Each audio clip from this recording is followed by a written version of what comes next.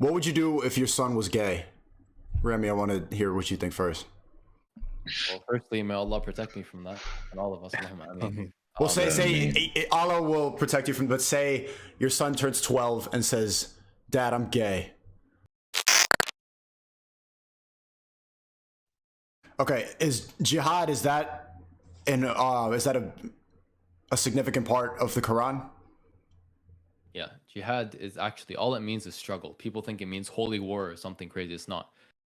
The definition War. on Google says, I want to quickly read it for the people in the chat. It says, jihad is sometimes referred to as the sixth pillar of Islam. Throughout history, sacred scripture has been used and abused, interpreted and misinterpreted to justify resistance and liberation struggles, extremism and terrorism, holy and unholy wars. A lot of people in the chat right now, I think a lot of the Christians and people who don't fully agree with Islam are bringing up jihad and saying that it's hypocritical that Islam preaches that it's a religion of peace, but also has ideas of jihad. What do you think about that? I mean, with that kind of narrative, I see where the West will come from, but again, it's just a narrative that lacks context. So to explain it more, jihad linguistically just means a struggle. You know, we have a prayer at like 4 or 5 in the morning, so waking up for that is a struggle. That's considered jihad. You know, holding your tongue when your family member is yelling at you, that's also jihad. That's also a struggle. Wars, fighting to defend your property, your land, your rights, whatever it might be, that's also jihad. But what people do is they hold on to that definition, that example of jihad, and they make it the only one there is. And I want to prove to these people that Islam actually is a religion of peace with 1 or 2 verses from the Quran. It's in chapter 8. I can find the verse later. But it says a verse about killing the non-believers. And then it says, but if they incline towards peace, then also incline towards peace. Wait, so there's a chapter in the Quran about killing non-believers? Well, to give you context, this is to the Prophet and the Muslims at the time in a very specific situation where they were in a state of war already.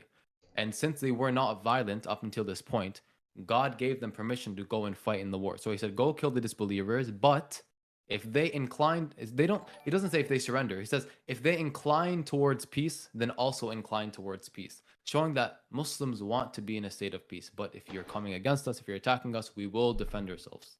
Okay. Anghel and Fayad, someone donated, JP said, ask about Quran 929, fight against Christians and Jews until they pay the tribute readily being brought low. So the jizya is a tax that non-Muslims who live under Islamic rule have to pay.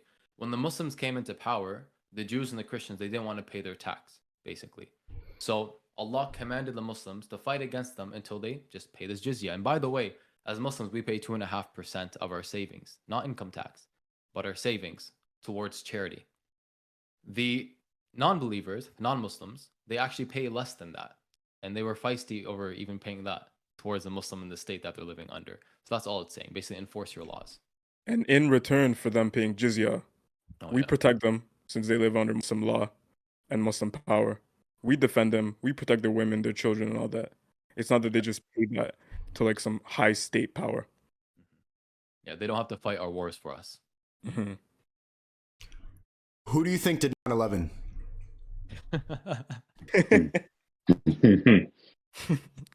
That's the inside job, bro. It was an inside job. I agree too, and I'm having a debate about it tomorrow, and which is really a little bit annoying that I'm getting so many Islamic people sending me threats and everything. It's like I've been on your side about so many things. I think that the American was lying about it in Minecraft. I'm trying to talk about a lot of the stuff that you guys, all of you agree that it was an inside job. It wasn't actually Al Qaeda in Minecraft. Yeah, controlled demolition. In Minecraft. Yeah, in Minecraft. All of you agree? Even Fan, you agree with that too? Only in Minecraft, yeah. What kind of oppression did you face post? And I'm not sure how old all of you are, but you probably noticed a shift in the attitude towards Muslim people during the and everything. Did you get looked at differently? Did it happen in Canada too? Yeah, 100%. What type of attitude did you face from non-Muslims? Man, just bullying in school, bro. I've only ever experienced it. I was born in 2002, so the year after. So I've only ever experienced. I haven't seen whatever happened before. I remember kids were like taking their t-shirts off and putting it around their heads, just like screaming, "Oh, I better run!" Going around all the schools, just like screaming it, pretending, and then stuff like that.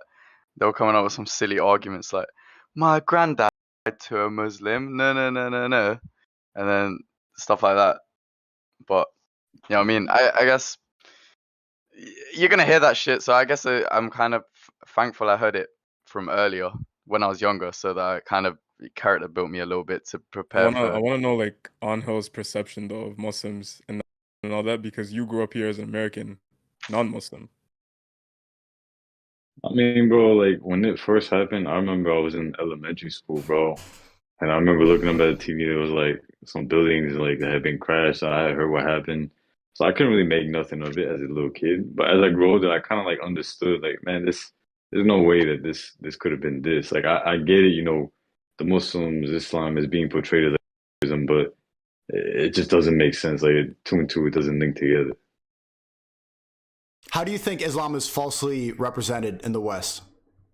You said how or why? How do you think it's falsely represented? How, I think in every way. Can you name a couple? What are the most prominent ways? Religion of violence, religion that oppresses women, religion that, I don't know, hates gay people and calls for us to kill gay people. Yeah, that quote that Rami read out earlier, where it followed up with, if they incentivize towards peace, follow on your end as well. The quote before that, I've never seen plastered so much in my life, where it's like, head the non-believers wherever you see them and stuff like that. That's that comes before it, but obviously the line after is, if they offer peace, follow through on your end as well. That quote before that though, I've never seen so many. Like in England, there's a group called Britain First, which are like they're allegedly a Christian group. They don't behave as Christians, but they're allegedly a Christian group, and they go around just being Islamophobic. Essentially, they throw around that quote so much. Like that's a complete misrepresentation. And that verse itself is relating to a specific event in history, in time, a specific battle. It's not even like a general like hikmah or wisdom for mankind from the Quran. How tolerant are you of the LGBTQ community? Pretty intolerant, bro. So you say that it's misrepresented in the West because you don't hate gay people, but you're also completely intolerable of their actions. See, when I said we don't hate them, we're not out here trying to crucify them every single day. We don't wake up with and choose violence or anything like that, in the sense that they think this is how you should live. Morally, we disagree with that. Now, my personal opinion as a med student and all the research that I've done, it's not that they were necessarily all born this way or that it's a choice. I think that, yeah, a lot of them are born with proclivities. For example, a man born with feminine gender traits, right? And vice versa, a woman born with male gender traits.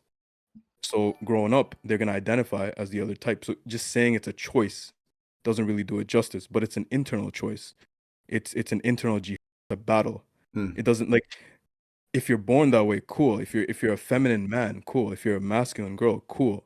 But to do surgery and make all this money and whatever the LGBT is trying to promote, all this, I don't agree with that.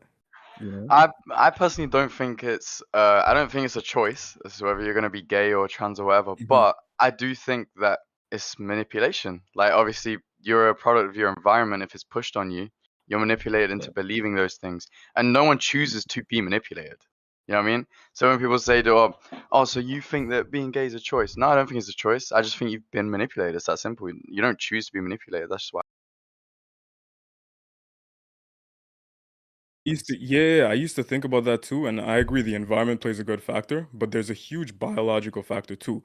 And what I mean by this is Allah still makes a man and a woman.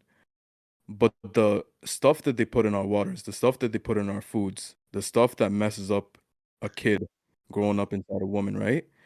It messes up the androgens or the hormones inside a growing fetus. And that itself is what's going to change up the kid's gender. And there's a lot of research to back this up. What would you do if your son was gay? Remy, I want to hear what you think first. Well, firstly, may Allah protect me from that and all of us. I mean, well, say Allah will protect you from, but say your son turns 12 and says, Dad, I'm gay. Yeah, well, the worst thing to do would be to kind of lash out, kick him out, and disown him and all these crazy things. I would just kind of, honestly, it's tough to think about, but I think what I would genuinely do at the time is sit down and talk to him about it. Okay, what does this mean to you? Why do you think this? And just explore it, not explore it, in any sexual manner, but like explore it in the sense that I think that he's going down the wrong path, that he was manipulated, like Musa said, and do things that will make him more masculine. You know, go horseback riding, go, arching, or if that's what it's called. So try to wrestling. convert him back to reality. I don't like using that term, electroshock therapy and all that stuff, but essentially, for lack of a better term, yeah. Okay. And all of you said you think that Islam is falsely represented in the West because you're not oppressive towards women. You could all agree with that. People are in the chat saying that there's a passage in the Quran that says you could strike your wife if there is a fear that she may disobey. Quran 434. Yeah, you can hit your wife if you fear that she's going to disobey. How is that not promoting violence against women? Yeah. So again, it all boils down to context. So the full verse, what it says, I'm going to paraphrase a little bit, but it gives you 3 steps. It says basically if your wife is, for lack of a better term, disobeying or not listening, or doing things that as a man you don't want her to do. What's the first step? Advise her kindly. That's the first step. Advise her nicely. Sit her down. Talk to her. If she keeps persisting in it, she doesn't listen, leave the bed. Go sleep on the couch or something. And if she keeps doing what she's doing, it says to darb. Darb does mean hit, but it doesn't mean to actually like beat her up. If you look at the hadith, like a soft hit. I mean, it's more. Some scholars say it's more of a symbolic thing because a symbolic slap. So we have it's just demonstration. We have something called talaq. Talaq is like kind of a sign of divorce. So what they would do is they would kind of like lightly tap the arm of the woman like this to show that he's getting pushed towards that divorce, towards that state. And my evidence for this is not just what certain scholars have kind of explained with the Quran, like early scholars Ibn Kathir and what's his name, Ibn Abbas radiallahu anhum, but the Prophet himself. If you look at Aisha radiallahu anha, the Prophet sallallahu alaihi wasallam, she said that the Prophet sallallahu alaihi wasallam never beat a woman or even an animal. And even the Prophet sallallahu alaihi wasallam, he said that you shouldn't do it with anything more than a miswak, which is like a little stick. So just a soft hit. You can only hit your wife softly. Yeah, okay. I guess you could say it like that, but it's mainly a symbolic thing. How is that not violence? Well, I mean, if I go and I do this to you, am I being violent? Yeah. Bro, it's supposed to be like a signal more than anything. It's demonstration, bro. Let's say me and Musa are squaring up, right? And Musa says something, he's trying to go too far.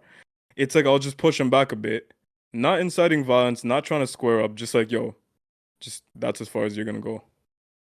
Okay, but you see how you use the analogy, you and Musa, 2 men. Mm-hmm. You could apply that logic to you and your wife? Bro, I'll explain this clearly. All right, if you're trying to get someone's attention, they're facing the other way, you tap them on the shoulder. If you're not going to say, if you're not verbalized, you tap them on the shoulder, or like, it's a little tap, right? And it's signifying like, look, if I'm tapping you like this, just imagine like how I actually feel. Imagine what's actually going on inside of me, like what I want to do. Now, I mean, of course that's violent. Thinking about it is violent. But bro, again, like we're human, bro. We're human. We're imperfect. So even someone who's outside of Islam, like you push them to the limit, like they're probably gonna want to do something to their girl. And I'm not inciting that. I'm not like justifying it.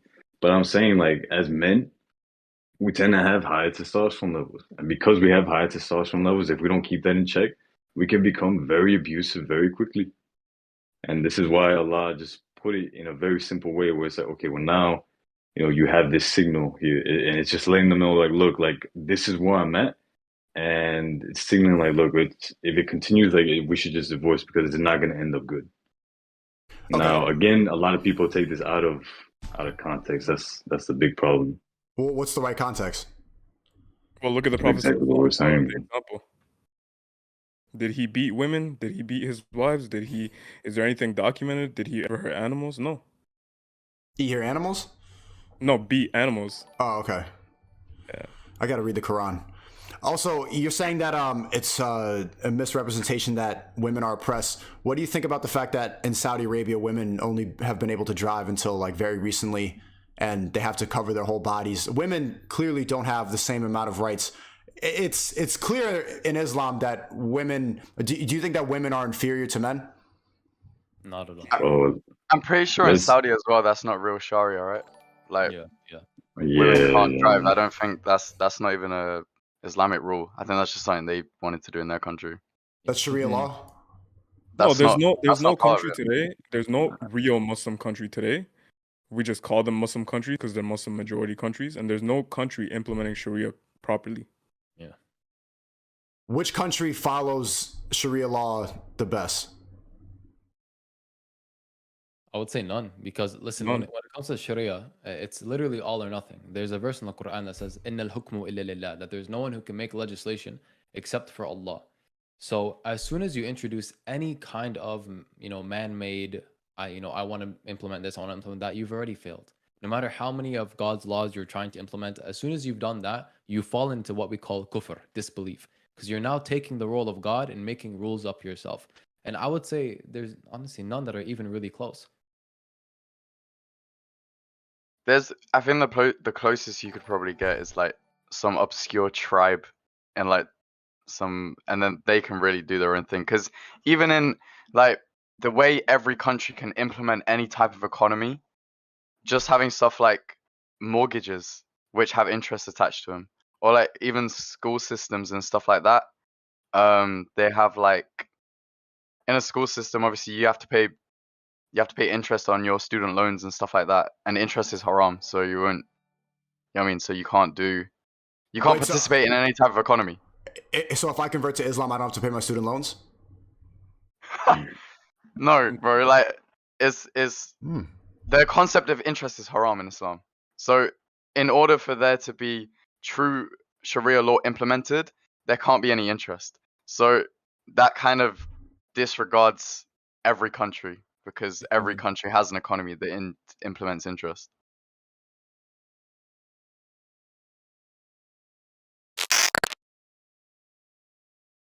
The Prophet ﷺ mentioned that the bridge between belief and disbelief is abandoning salah. If you're struggling with your salah right now, well, we got the perfect solution for you. And that solution is the Adan app. This cell phone, we usually have it and it's using us instead of us using it. But with the Adan app, you can use it in perfect alignment with your life. The Adan app is already used by 40 million believers around the world. Why? Because it caters to your Islamic lifestyle. On top of the salat times, you get du'as, dhikr, the Islamic calendar, Ramadan calendar, suhoor and iftar times, Hajj and Umrah guide, Qibla finder, and much more for free. So download the Adan app now.